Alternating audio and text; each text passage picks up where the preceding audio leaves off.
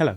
Well, a few days ago you may have seen me working on a Sony PCM2500A and 2500B DAT machine combination, and I was trying to use that to extract digital audio from a PCM1630, which is a U-matic PCM digital audio recorder, using its obscure and obsolete SDIF-2 digital output, and convert that to the more modern standards that I could record on modern digital audio recorder. And I failed because it could only either input or output digitally at any given time. It wouldn't go from in to out. Since putting that up, two things have come to light. Firstly, I've worked something out. I think there's a possibility I could modify the machine so that the input side and the output side are switched separately. And somebody else, one of my viewers, also made a suggestion about where I might be able to pick up the correct kind of signal inside the DAT machine. I'm going to try the simpler solution first, which is the one which will modify the input and output switching, hopefully. And if that doesn't work, we'll try picking up this signal from inside the DAT machine. Right, let's get stuck in. So where we'd left this off was we'd got this playing audio from this obscure SDIF-2 signal, but we weren't converting to SPDIF. And that's what we hope to do today from one of two positions. One in here, that's the B box, and the other is somewhere in here, the A box. Right, let's start by getting a tape playing, and hopefully we can get back to where we were, where we had audio on here. I do hope so.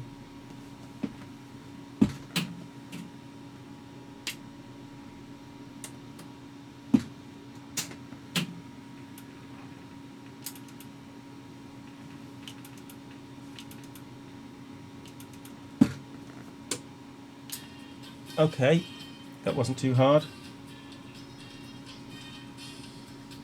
Right, we'll stop it for a moment. So the point at which I think I came up with this idea that we might be able to find the signal is where this unit feeds SPDIF into here before it's fed out the back, but before it gets switched off by this switch.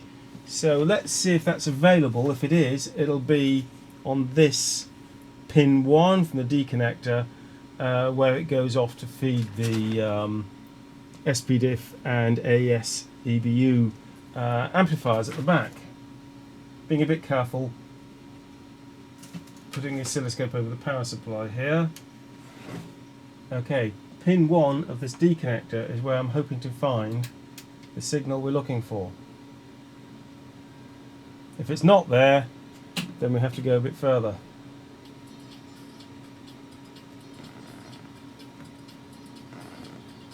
Does that look like SPDIF? Oh yes, it does. That looks a lot like SPDIF. Oh, we're winning here.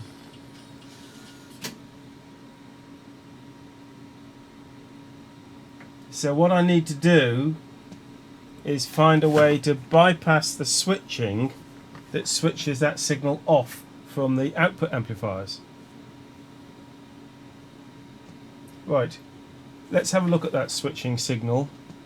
So, looking at the diagram, IC520 pin 4, let's see if that's low or high at the moment.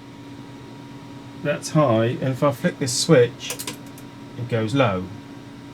I want that to be low in order to enable the SPDIF output at all times, and I should have a signal ready to send out to it on the same chip, pin 5. 1, 2, 3, 4, 5. We do. So all I need to do is hold this pin low, and I should get the output at the same time as input. Right, a little modification required. I think I'm going to have to take the whole board out, but it doesn't look too bad. Okay, so this is what I've done. I've added a switch, which can be normal, in which case that IC will still switch the SPDIF output off when this switch goes into the up position, and always on, in which case pin 4 of that IC is grounded. Doesn't affect anything else, it's only that IC. I had to lift the pin because the way the tracks are, there wasn't any option for desoldering it and rerouting tracks, because tracks go through the pad.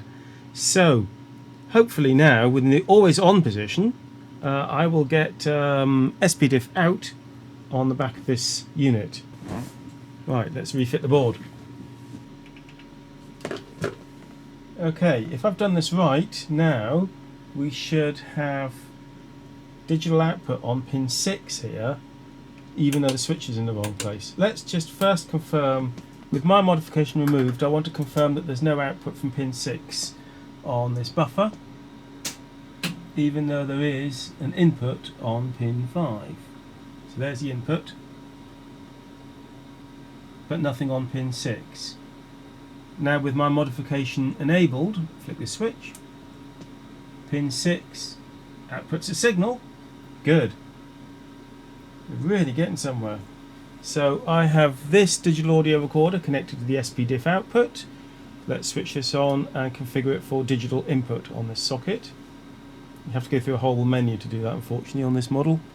Let's get some music lined up on this thing. Oh, I need to press the record button as well. Right.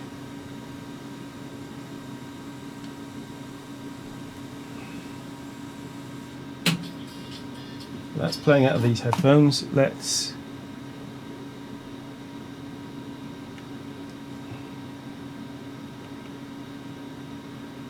set that to digital input. DIN unlock. I'm not sure I was expecting that. Wrong setting of some sort. Set to 48 now. That was set to 48. Try again. Aha!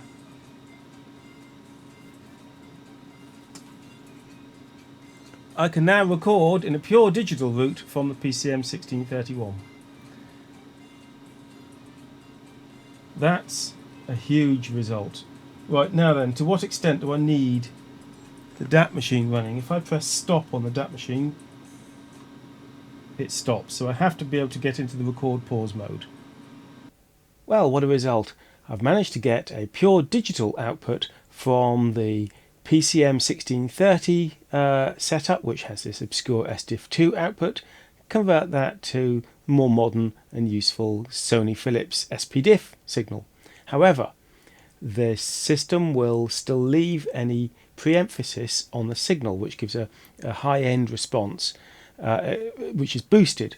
So there's a curve that can be applied to the digital data to correct for that, and that's something I've done for some time already on recordings from the Sony PCM-F1, 501, 601, 701 format, which is usually recorded on Betamax. Now, the Betamax solution, there's a bit of a failing in that format, in that it samples one channel then the other, half a sample apart, and so when you get a pure digital response, your audio is actually half a sample out between the two channels. In many cases you would never ever notice that, but you could notice it, especially with mono recordings. So you need to be a little careful with that. There should be a way of fixing it in software. Haven't quite mastered that yet. That problem won't happen on the PCM1630 system, which obviously was much more expensive. It was intended for studio use, and so it's got sample rate converters for both channels running at the same time. So the only thing I need to do is apply the de-emphasis curve, and then we have a pure, perfect digital copy from tape. That's a real result. Very pleased with that. So please do remember to like, share, and especially subscribe, and I'll do a lot more content on audio and video technology in the near future. Bye for now.